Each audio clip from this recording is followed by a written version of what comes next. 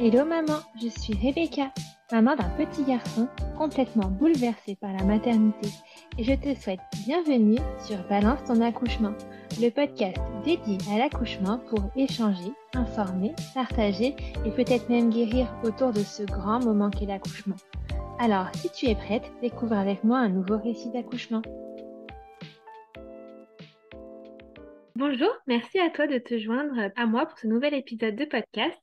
Alors déjà, je vais te demander de te présenter, si ça t'embête pas, en me donnant ton prénom, en me disant combien tu as d'enfants et quel âge il a ou ils ont, et puis te présenter avec les mots que tu souhaites. Bonjour, merci de m'accueillir dans ton podcast. Je m'appelle Ludivine, j'ai 22 ans, j'ai un enfant. Il a 3 mois depuis 4 jours et il s'appelle Jelani. Ah oui, tout petit bébé. Oui, il est minuscule encore, ça va. Du coup, l'accouchement est encore très frais dans ta tête, je pense. C'est ça, j'ai rien oublié pour l'instant. Ça tout s'est passé comme prévu, déjà juste pour teaser un petit peu ou pas vraiment? Alors, ça s'est pas du tout passé comme moi je l'avais prévu et comme on m'avait dit que ça allait se passer parce que il y a eu des petites péripéties. Je voulais un accouchement très physiologique. Je voulais pas de médicaments, très peu de personnel avec moi dans la salle d'accouchement et ça a été tout l'inverse. Formidable. J'ai même eu une péridurale alors que pendant toute ma grossesse, dès que j'ai su que j'étais enceinte, j'avais dit je veux pas de péridurale. Je veux laisser mon corps faire le travail. Mon corps est capable de tout faire. J'ai fait du yoga, de la méditation, tout. Et ça a absolument pas fini comme je le voulais.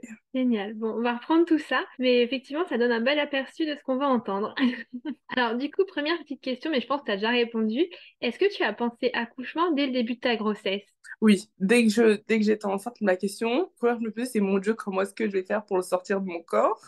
Parce que j'avoue que dans la grossesse, ce qui m'effrayait le plus, c'était l'accouchement et le postpartum. D'accord. Oui, c'est quelque chose qui t'effrayait au final. C'était pas vraiment l'attente. Ouais, non, si vraiment. J'avais surtout peur du postpartum parce que l'accouchement, avec les formations que j'ai, parce que du coup, je passe mon diplôme d'état pour être éduque de jeunes enfants. J'ai fait un bac ST2S, donc j'ai fait beaucoup de bio, donc je savais à peu près dans les grandes lignes comment ça allait se passer. Mais le fait de le vivre dans mon corps à moi, c'était assez particulier comme ressenti et comme, comme façon de l'imaginer, parce que chez les autres, c'est facile, mais chez soi-même, c'est quand même assez compliqué. Et puis chez nous, c'était toujours au quotidien. Du coup, il n'y a pas de pause, il n'y a pas de temps où on rentre chez soi et on est tout seul. Là, c'est non-stop, hein.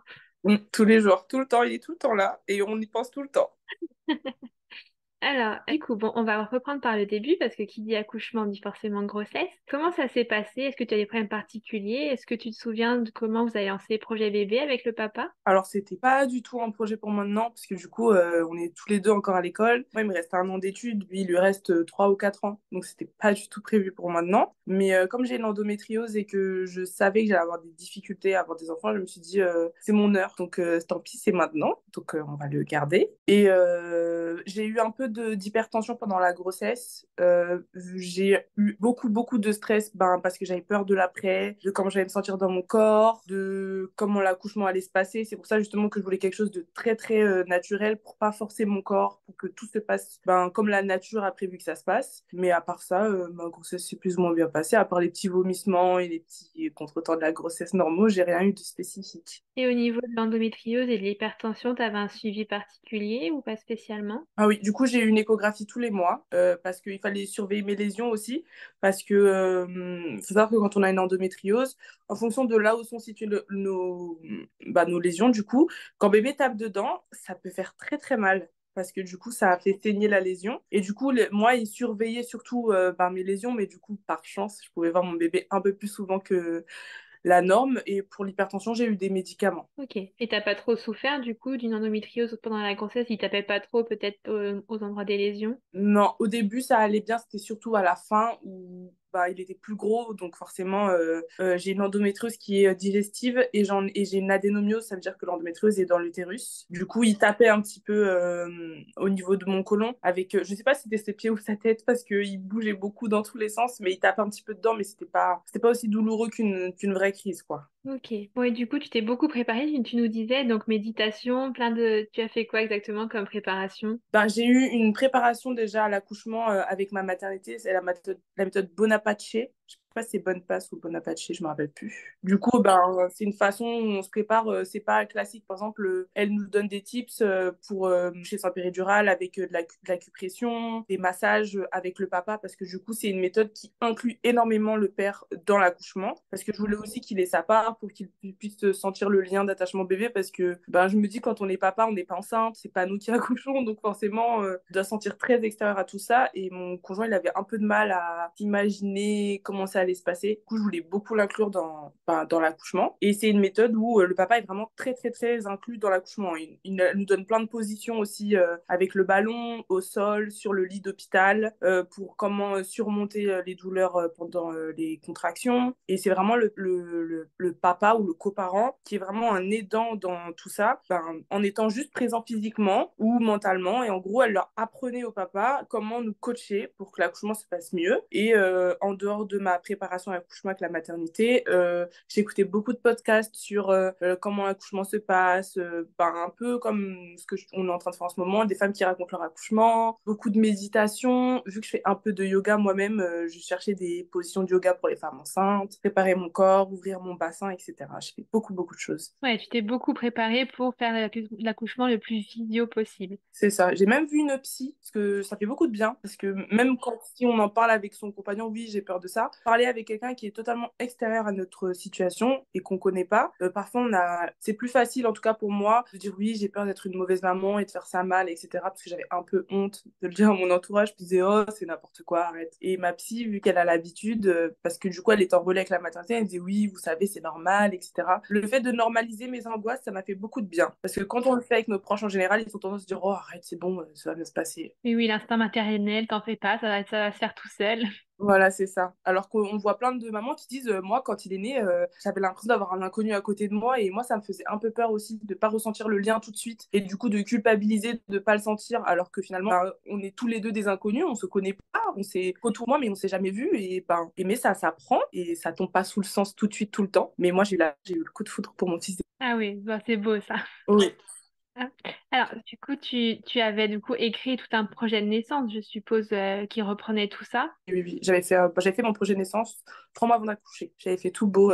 D'accord. Et du coup, il précisait pas de péridurale. Ouais, je voulais que le papa soit présent, je voulais avoir très, je voulais qu'on fasse le toucher qui vérifie à combien je suis ouverte toutes les 2 ou 3 heures. Je voulais pas d'étudiants parce que j'avais peur de ça aussi, parce que d'habitude je laisse les étudiants me tripoter quand j'ai des problèmes de santé, mais là j'avais vraiment pas envie d'avoir de novices. Je voulais avoir que des personnes qui savent vraiment ce qu'elles font. Je voulais une ambiance particulière, j'avais ramené ma musique, etc.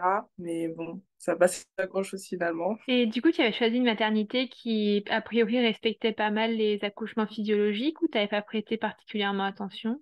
J'étais à l'Institut Montsouris quand j'ai regardé les commentaires Google en vrai pour choisir ma maternité, pour voir s'il y avait écrit c'était une usine à bébé, parce que je voulais éviter les grosses, grosses maternités où les accouchements, etc. Je voulais vraiment quelque chose de petit, etc. Et j'ai de la chance, la sage-femme qui m'a accouchée, enfin, qui m'a accompagnée dans mon accouchement, c'est la sage-femme qui m'a fait les cours de préparation à la naissance. D'accord. Donc oui, donc t'avais un visage connu au moins. Voilà, c'est ça, c'était très rassurant. Bon, alors rentrons dans le vif du sujet, dans qu'est-ce que s'est-il vraiment passé ce jour-là? Est-ce que tu te souviens déjà à quel terme tu as accouché déjà et comment se sont passés les premiers signes qui t'ont fait te dire je pense que c'est pour maintenant? Alors, j'ai accouché à 40 SA plus 3. D'accord. Et bah, en fait, j'ai perdu les os. J'étais en train de manger une salade de concombre assis sur mon lit. Et j'ai senti un ploc. Et j'ai dit, oh, ok, c'est maintenant. Je vais accoucher. Du coup, il était 5h45, un truc comme ça, 5h45, 6h du matin. Et ben, quand on perd les os, on nous avait dit, vous perdez les os, vous prenez votre petite douche tranquillement, et ensuite vous venez à la maternité. Donc, c'est ce que j'ai fait. J'ai perdu les os, j'ai été prendre une douche, j'ai fini ma valise de maternité, et la maternité tranquillement, je suis même allée à la maternité en tram, D'accord, ah oui. tout tranquillement. Et le papa était avec toi du coup à ce moment-là? Alors, parce que du coup, on est étudiant, il est allé en cours le matin. Je lui ai dit, écoute, va en cours. De toute façon, c'est le premier, donc ce sera pas pour tout de suite. Et quand ce sera trop, trop dur à vivre, ben, je t'appellerai. Du coup, il est allé en cours et il est arrivé à 13h. Et moi, je suis arrivée à la maternité, il était 7h. Donc, ouais, il est arrivé vers 13h. J'étais toute seule la matinée, j'étais tranquillement en salle de naissance et en salle d'attente à patienter parce que j'ai accouché le lendemain matin d'une pleine lune. Donc, c'était blindé. Il n'y avait pas de place en salle d'accouchement. Donc, j'ai dû attendre en salle d'attente pendant un moment. Ok, ouais, donc t'es arrivée, t'es partie directement en salle d'attente examen particulier du coup? Ben, en fait, elle m'a juste ausculté pour voir, parce que d'habitude, quand on dit qu'on perd les os, il vérifie que le coton-tige, mais ça coule Ouais. tellement, tellement, tellement. Elle m'a dit, bon, ça sert à rien de vérifier, vous êtes en train de perdre les os. Elle m'a dit, je suis désolée, mais on n'a pas de salle pour vous. C'est rempli. On a eu plein d'accouchements hier soir et on en a encore d'autres en cours là ce matin. Donc, bah, j'ai dû attendre en salle d'attente et j'étais au téléphone avec ma maman qui me coachait, qui me disait, allez, respire, ça va aller, parce que les contractions commençaient à venir. Ouais. Et t'es resté combien de temps en salle d'attente du coup? Je suis restée 3 ou 4 heures en salle d'attente. Et quand même. Ouais. Mais le truc, c'est que mes contractions, parce que du coup, j'ai perdu les os le 5 et j'ai accouché le 6 à 22h50. Ah oui. Les contractions, elles venaient, ça commençait à être régulier, etc. Et après, ça s'arrêtait. Ah oui, d'accord. Et ça recommençait et ça s'arrêtait. Et du coup, ben, j'ai pris pratiquement 2 jours à accoucher parce que je sais pas, je pense que c'était peut-être le stress ou le fait que j'appréhende, etc., qui fait que je m'auto-censurais, enfin, j'auto-bloquais, mais parce que, a priori, il n'y avait pas de, enfin, il y a pas de problème. Je lui dis, je comprends pas pourquoi vous vous mettez en travail et pouf, vous vous arrêtez. Elle m'a dit, faut vous détendre, ça va aller. On l'a vu pendant les cours, tout va bien se passer, mademoiselle et tout. Mais je sais pas. Mes contractions commençaient à être régulières et au moment où ça allait être bon, ça s'arrêtait. Ah oui, étonnant. Du coup, t'es passé en salle de naissance au bout de 3 4 heures en salle d'attente, c'est ça? Alors, j'étais en salle de naissance, elle a vérifié mon col et vu que ça se dilatait pas et que mes contractions faisaient bonjour, au revoir, elle m'a dit écoute, on va vous mettre en chambre. Il n'y avait plus de place en maternité, du coup, j'étais en gynéco la première nuit. Ok. Et bah, j'ai dormi, j'ai pas être, oui. Ils m'ont fait un monito le soir même. Ils m'ont fait un monito l'après-midi. Là, ils m'ont fait un monito l'après-midi, ensuite le soir. Après, j'ai été dormir bah, comme si j'étais à la maison et que j'avais juste des contractions. Et le lendemain matin, à 5h40, j'étais debout parce que j'avais vraiment trop, trop, trop mal. Les contractions étaient beaucoup trop fortes, c'était insupportable. Du coup, je suis redescendue en salle de naissance et elles m'ont auscultée et j'étais ouverte qu'à 3. Et pourtant, Ah, 3 au bout de 24 heures. ah ouais, et les contractions me faisaient super mal, hein. Moi, j'étais persuadée que c'est bon, j'allais accoucher dans l'heure. Elles m'ont dit, ah non, vous n'êtes pas très ouvert. Et elles regardaient sur le monito et les contractions étaient quand même super fortes, mais mon col se dilatait pas. Du coup, elles ont décidé de me déclencher avec le comprimé de... Je sais plus comment ça s'appelle. Oh, je me rappelle plus du nom du médicament. Mais en tout cas, j'ai pas eu de manipulation physique. Elle m'a juste donné un comprimé qui devait déclencher les contractions et les rendre plus fortes. Et je devais y retourner. En gros, je suis retournée en chambre après ça et je devais descendre toutes les heures pour prendre mon comprimé. D'accord. Et c'était par volonté de ta part ou c'est elles qui ont décidé de donner un comprimé directement? Non, c'est elles qui ont décidé. D'accord. Parce qu'elles m'ont demandé est-ce que vous êtes d'accord pour qu'on vous donne un petit coup de main. J'ai dit, ben, là, je commence à fatiguer, donc oui, je veux bien. Ok.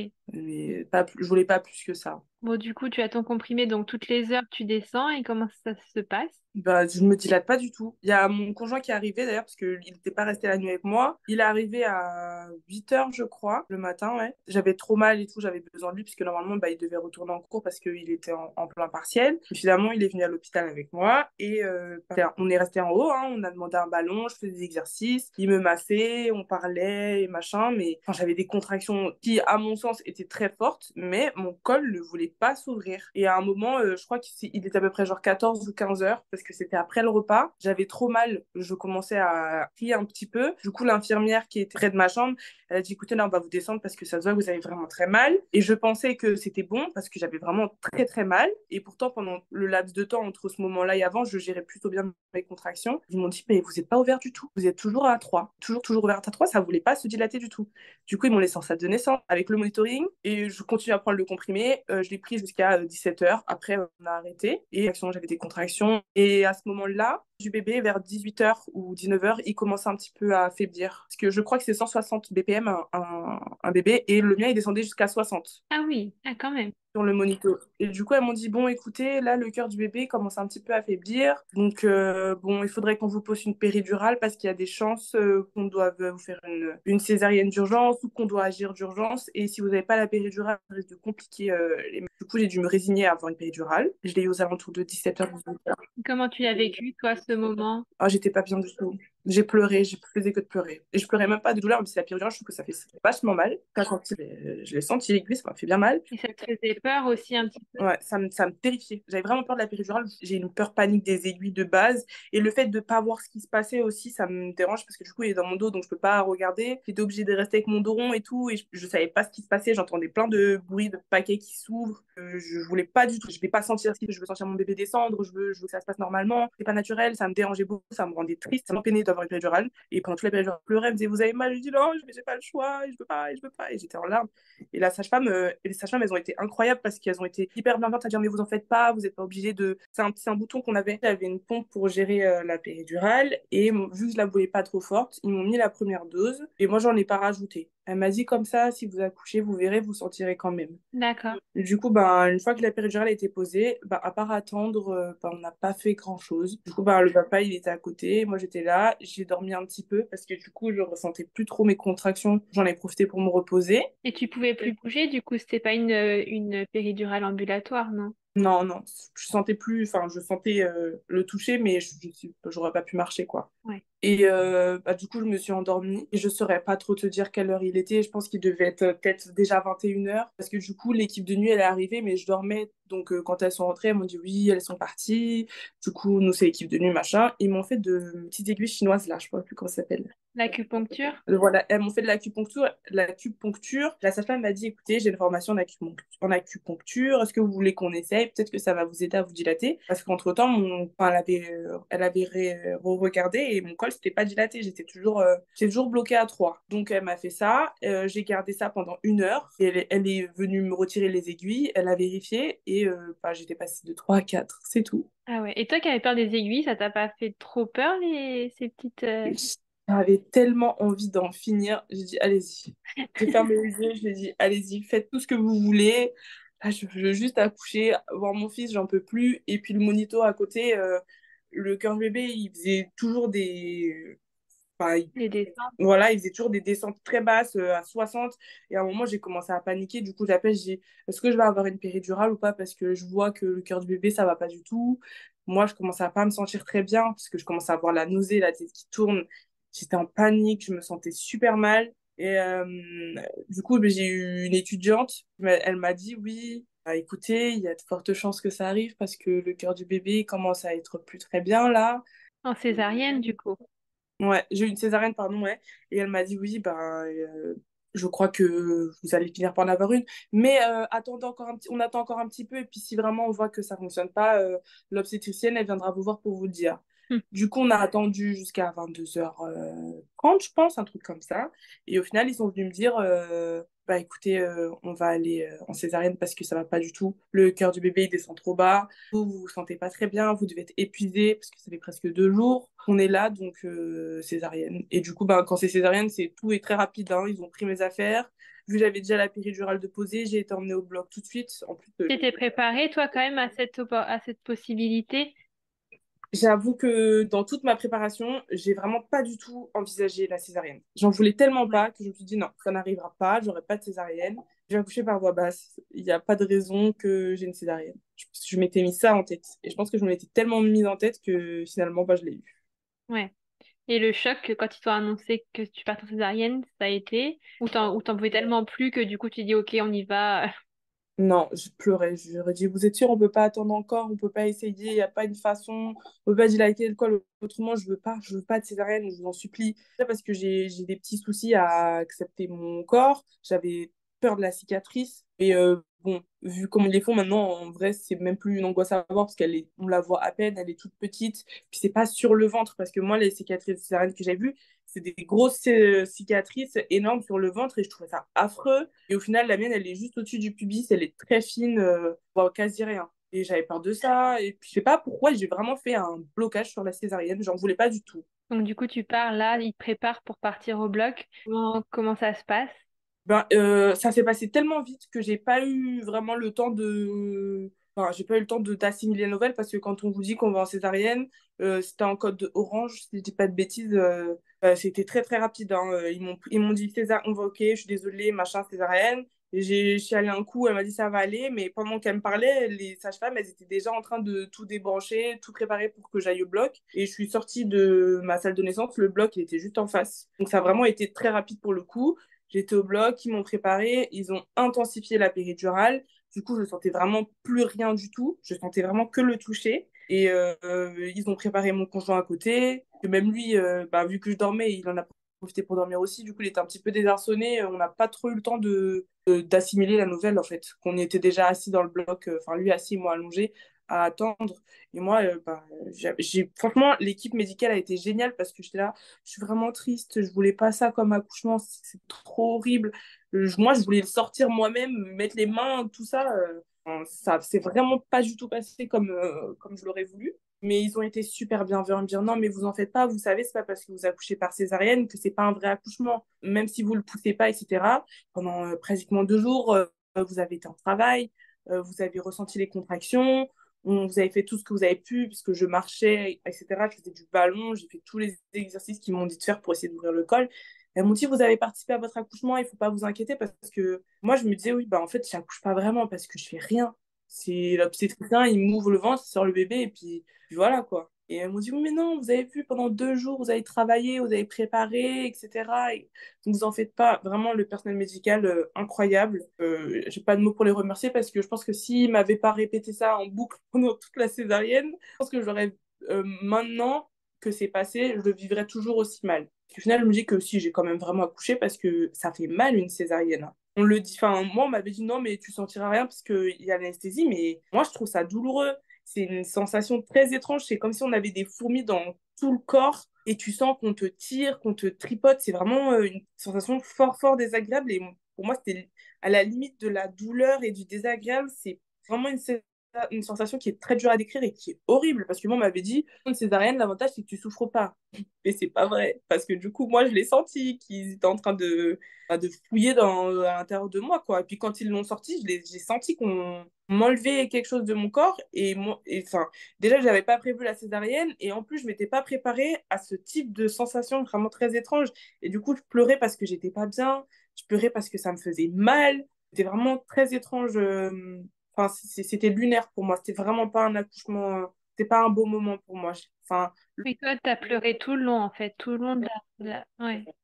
pas bien du tout. Et après, le seul moment où je me suis sentie bien, c'est quand ils me l'ont présenté, parce que du coup, vu qu'il allait bien quand ils l'ont sorti, ils m'ont présenté, j'ai pu l'embrasser. Enfin, je suis la première personne, entre guillemets, à l'avoir touché après l'obstétricienne. Elle me l'a mis près du visage, j'ai pu le caresser avec mon visage, parce que je pouvais pas vraiment bouger. Je lui ai dit oui, je t'aime. Oui, parce qu'en césarienne, t'as les bras qui sont écartés en croix, c'est ça.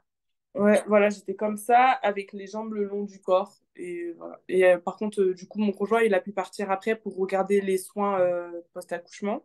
Il a pu être là tout le long, ton conjoint, du coup? Oui, il a pu être là. Il a pu être dans la salle. Ouais. Et bah, après, moi, j'ai eu de la chance, c'est que maintenant, j'avais le droit, comme j'avais mon téléphone, ils m'ont mis un FaceTime en vidéo. Donc, D'accord. lui, pendant qu'ils font les soins avec les soins d'Agar, il faut garder le poids. Lui, il pouvait filmer avec son regardé depuis le bloc. Parce que du coup, vu qu'il était de l'autre côté du champ stérile, j'avais mon téléphone fixé à une espèce de perchoir et je pouvais voir ce qui se passait quand même. Ok. Donc, t'as pu quand même assister plus ou moins aux premiers soins, du coup.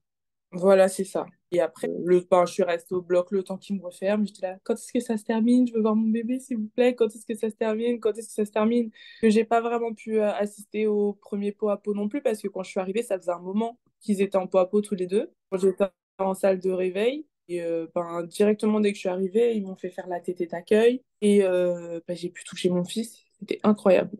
Ouais, toi qui appréhendais un peu cette rencontre avec un inconnu, au final, Ouais, ouais, ça c'est, je l'ai vu, j'ai dit, oh, c'est bon. C'était bien, j'étais bien. Je pourrais pas décrire la sensation. Je pense qu'aucune maman peut dire ce qu'on ressent quand on voit son bébé la première fois et qu'on l'aime. Enfin, je l'aimais tout de suite. Je l'ai vu et je l'aimais. Je sais pas comment dire autrement. le coup de foudre. Ouais, c'est ça. Donc, j'ai pas eu l'accouchement que je voulais, mais au moins, j'ai eu la rencontre comme je la voyais, comme je l'imaginais avec mon bébé. Et au moins, j'ai ça de positif dans mon accouchement. Ouais. Et du coup, au niveau du post-accouchement, est-ce que tu te souviens avoir eu des douleurs, des difficultés? Bah, j'ai eu mal pendant 2 jours après ma césarienne. Au niveau de la cicatrice, ça me tirait beaucoup. J'ai pris 2 ou 3 jours à pouvoir refaire pipi. Du coup, j'ai été sondée. C'est fort désagréable, mais Ouais. ça allait. Et à part ça, franchement, j'ai pu remarcher quand même assez vite. Le lendemain, j'étais sur mes pieds. Et allez, 3 jours après l'accouchement, je gambadais pas, mais j'arrivais à marcher, à aller me doucher toute seule. J'avais pas besoin d'être assise pour me doucher. Je pouvais porter mon bébé en étant debout avec lui, lui changer les couches, etc. Donc, à part ça, franchement, mon postpartum s'est plutôt bien passé. J'ai vite, vite, vite perdu mes kilos de grossesse, mais ça, je pense que c'est l'allaitement aussi. Parce que même moi, j'avais peur de me sentir toute grosse et tout. Et mon ventre, il a Ouais. dégonflé en un mois. Il me reste encore un petit peu, mais je suis même plus légère qu'avant d'être tombée enceinte. Donc, ça m'a fait beaucoup de bien. Franchement, l'allaitement, pour ça, merci. Ah, c'est bien ça. Toi qui appréhendais beaucoup ton corps après la grossesse, c'est une bonne surprise. En gros, la seule chose que j'ai eu de triste, c'est la façon dont mon accouchement s'est passé. Mais franchement, là, après, merci à la puissance extérieure qui nous dirige parce que vraiment, c'était super bien. J'ai un gentil bébé qui pleurait pas beaucoup. Quand il venait de naître, il faisait ses nuits. Il dormait bien. En fait, tant qu'il était à côté de moi, il dormait. Donc, je pouvais récupérer de la fatigue de l'accouchement. Quand j'étais à l'hôpital, je faisais un truc qui est pas très bien, mais il dormait dans mon lit avec moi parce que j'arrivais pas à m'en détacher. Et à part ça, ça allait, hein. Juste, j'ai eu un peu de mal avec l'allaitement au début parce que j'avais très, très, très mal au sein. Et on m'avait pas dit que ça allait être si douloureux. Mais mis à part la mise en place de l'allaitement qui est assez compliquée, vraiment, j'ai un bébé qui est adorable. Donc, mon postpartum se passe super bien. Ouais. Beaucoup d'appréhension pour au final quelque chose qui est magique. C'est ça. Du coup, je suis contente pour ça. Et du coup, maman étudiante, pas trop compliqué. Ben, pour l'instant, je suis toujours. Enfin, là, enfin, c'est les vacances, donc ça va. Vu que j'ai accouché en avril, ben, mon congé maternité, il s'est enclenché directement après. J'ai pas vraiment ressenti entre coups de maman étudiante. Je pense que ce sera plutôt en septembre quand je vais reprendre mon alternance et les cours et bébé. Je pense que ça va aller. Parce en fait, il est tellement genre. Je suis pas là, par exemple, quand je suis sur l'ordi pour gérer des trucs administratifs. Il reste tranquillement sur son tapis, il joue. Et quand vraiment il en a marre, il fait en mode je suis là, maman. Ah, il serait temps de s'occuper de moi. Il pleure pas beaucoup, il dort assez bien la nuit, je trouve. En fait, là, il dort la plupart du temps, il dort avec moi, donc je sais pas s'il ferait ses nuits s'il était dans son lit. Ok. Donc, un bébé serein, du coup. Peut-être que c'est lié aussi à ta préparation que tu as fait vraiment avec de la méditation et aller voir une psychologue, au moins tu étais apaisée. Peut-être que enfin, ça l'a apaisé aussi à l'intérieur de toi. Je pense aussi, ma pharmacienne, vous savez quoi? Maman zen, bébé zen. Donc, ça. Parce que même mes collègues de travail, du coup, parce qu'ils ont vu mon bébé la semaine dernière, jeudi dernier, j'ai été à un dîner pour dire au revoir à mes collègues. Ils m'ont dit, mais tu lui donnes quoi à cet enfant? Il fait pas de bruit, il est calme, il est tranquille. Vraiment, pour ça, j'ai de la chance. Parce que, quoi, s'il pleure, c'est vraiment qu'il y a quelque chose qui va pas, quoi. Parce que sinon, il pleure pas. Ouais, d'accord. Bon, c'est bien ça. Oui, de la chance. Et du coup, tu aurais envie de revivre potentiellement ça un jour? J'aimerais bien avoir un deuxième enfant, mais vraiment pas tout de suite, parce que j'avoue que là, c'est le premier et j'ai envie d'en profiter à fond, parce que pour moi, c'était inespéré. Je pensais que j'aurais jamais d'enfant. Ouais. Parce qu'on me l'a répété depuis que j'ai 14 ans, vous n'aurez pas d'enfant, vous n'aurez pas d'enfant. Avec l'endométriose, en plus, la mienne, elle est profonde, donc ils m'ont dit, vous n'aurez pas d'enfant, vous n'aurez pas d'enfant. Donc j'ai envie d'en profiter à fond. Après, le souci, c'est que ma maladie, elle est un peu en train de me rattraper. J'ai des examens à passer, mais je pense que ça va être compliqué. On m'a parlé de devoir me faire une hystérectomie s'il y avait beaucoup trop de lésions. Parce que, on peut opérer l'endométriose, mais elle revient. Et quand elle est trop, trop profonde, bah, on peut rien faire. Et vu que j'ai quand même envie de pouvoir profiter de ma vie, parce que j'ai quand même que 22 ans, je me dis maintenant j'ai un enfant, donc on m'a quand même parlé d'une hystérectomie totale où on m'enlève tout. Donc j'y pense, mais un peu avec regret parce que j'aimerais bien qu'il ait des frères et sœurs, puisque moi j'en ai deux, et j'adore notre relation et j'aimerais qu'ils connaissent ça un jour. Mais vraiment un autre enfant pas tout de suite, parce que je suis pas pressée. J'ai envie de profiter de mon fils. Je pense que si là vraiment j'avais envie de faire un autre enfant, c'est dans 3 ans. Et si dans 3 ans j'ai pas la possibilité d'en faire un autre, ce serait plutôt à 30 ans. C'est un bon moment. Ouais. Tu veux qu'il soit grand, grand frère. Voilà, c'est ça. Parce que moi, j'ai été une grande, grande sœur, parce que j'ai 8 ans d'écart avec ma sœur et 19 ans avec mon autre frère. Ah oui, donc tu reprenais un peu. Du coup, j'ai la. Mais voilà, j'aimerais bien avoir un accouchement. Par contre, cette fois, j'aimerais que mon accouchement soit beaucoup plus serein. Oui, tu repartiras sur quelque chose de très physio de toute façon. Ouais, ouais, ouais. Mais bon, là, on m'a montré que c'est pas moi qui décidais, c'est la nature qui fait les choses. C'est pas nous qui décidons. Oui. Mais bon, au final, t'appréhendais beaucoup aussi le postpartum. Mais bon, avec un accouchement compliqué, t'as eu un postpartum pas trop mal. Donc bon, l'un dans l'autre. Ouais, j'avoue que j'ai quand même eu beaucoup de chance. Mais je travaille quand même sur mon accouchement avec ma psy parce que je l'ai quand même, dans le premier mois, je l'ai très très mal vécu, mon accouchement. À chaque fois que j'y pensais, je me remettais à pleurer. Que c'est pas du tout ce que je voulais et j'ai l'impression qu'on m'a un peu volé un moment que j'avais imaginé de façon un peu idyllique. Ouais. Parce que je m'étais imaginé l'accouchement parfait parce qu'en général, à la télé, on voit pas d'accouchement chaotique. Ou alors, si c'est chaotique, c'est que la maman, elle meurt en couche. C'est tout ou rien. Oui, c'est vrai. Donc le vivre, c'est vraiment une expérience très différente. Et tu penses que ça t'aide de travailler ça avec ta psychologue? Tu conseillerais ça aux jeunes mamans? Ah oui, vraiment, si je dois te conseiller, donner un conseil, si une de mes amies tombe enceinte maintenant, je lui dirais que dès maintenant, elle devrait demander à la maternité d'être suivie par une psychologue parce que ça fait beaucoup de bien. Parce que quand on tombe enceinte, même quand c'est pas le premier, je pense, parce que j'en ai parlé avec ma maman aussi, on a toujours plein d'interrogations et plein de questions. Et notre entourage, malgré leur bienveillance, ils n'ont pas toutes les clés Oui. pour nous répondre et voir une psy avant et après, ça permet de décharger. Ouais, c'est pour proche de nos amis, il y a ma psy que je dirais pas à mon compagnon. Jamais. Je pense que j'oserais pas, je serais assez mal à l'aise. Et j'aurais peur de la réponse aussi. Parce qu'on vit tous les choses de façon très très différente.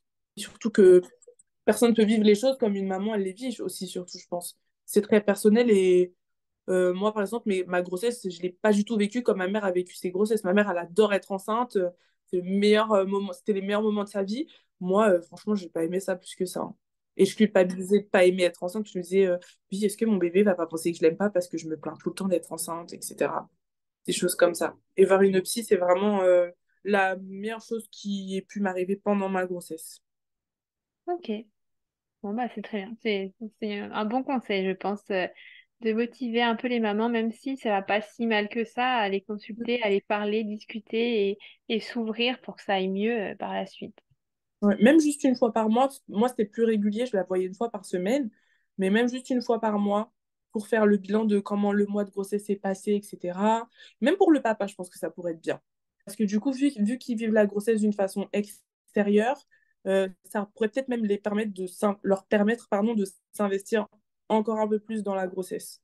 Parce que moi, j'ai eu des séances avec le papa et ça nous a fait du bien. Enfin, ça sert toujours. De toute façon, ça peut pas être négatif.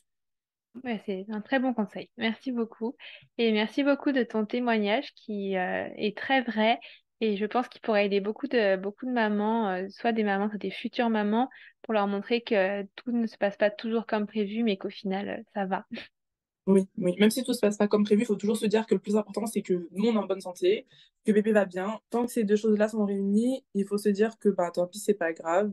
Que de toute façon, ben, si on veut et si on peut, ben, on pourrait peut-être avoir une autre grossesse et un autre accouchement. Et que dans tous les cas, le plus important, c'est que ben, tout se passe bien à la finalité des choses. Ouais. C'est juste un moment dur à passer. Et ben merci à toi en tout cas. Merci à toi aussi. Merci beaucoup d'avoir écouté ce podcast jusqu'au bout. Si jamais il t'a plu, n'hésite pas à me laisser une note sur l'application de podcast sur laquelle tu es actuellement et peut-être à t'abonner. Si tu as envie de participer à ton tour ou si tu as envie de discuter à propos de cet épisode, n'hésite pas à m'envoyer un petit message sur les réseaux sociaux. Les liens sont en barre d'infos. Et jusque-là, rendez-vous mercredi prochain pour un nouvel épisode.